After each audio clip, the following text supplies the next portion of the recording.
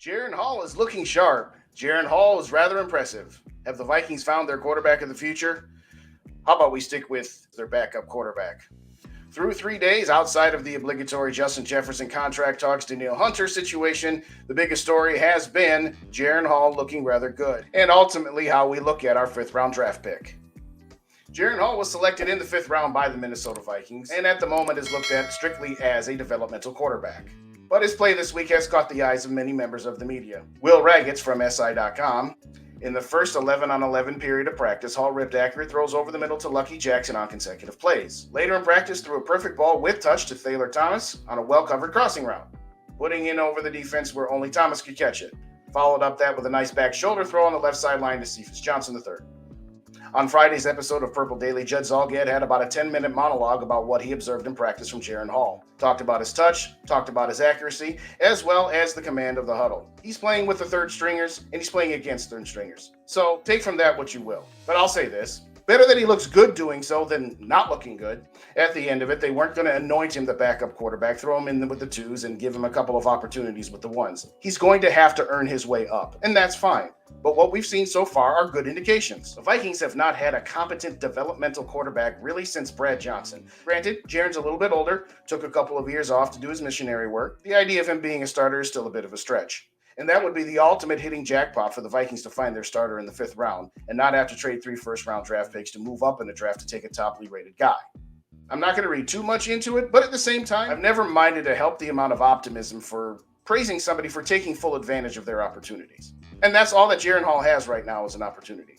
But what I'm most impressed about was his interview with the media yesterday. He was poised, confident, eloquent, and displayed a lot of leadership skills. And while we can talk about arm strength, mobility, accuracy, in order to be a great quarterback, you have to be a leader of men. Taking all the info you can. I mean, anytime he's speaking, find something that's of value. No expectations, just goals to get better, goals to just soak it all up as much as possible and carry that over to next year. Yeah, just understanding how Kirk and Nick both, how they take in those words, how they call plays. That's the biggest difference for me right now. The football's all the same, compete, but calling the plays in the huddle. It's not no signals from the sideline anymore. So football is a competitive sport. For me, my only focus right now is just to understand this offense, be able to prove you can run the offense, and I'm still in that stage right now. Jaren Hall's 3-minute snippet with the media, in my opinion, was very, very impressive. He understands what his role is right now. His role is not to challenge for the starting quarterback position. He knows that. He understands that. His role right now is to learn as much as he can, to soak up as much as he can, not just of the playbook, but also the play calling, and also the ability to be a starting quarterback. Does that mean he's destined to be a Hall of Fame quarterback at the moment? No, of course not.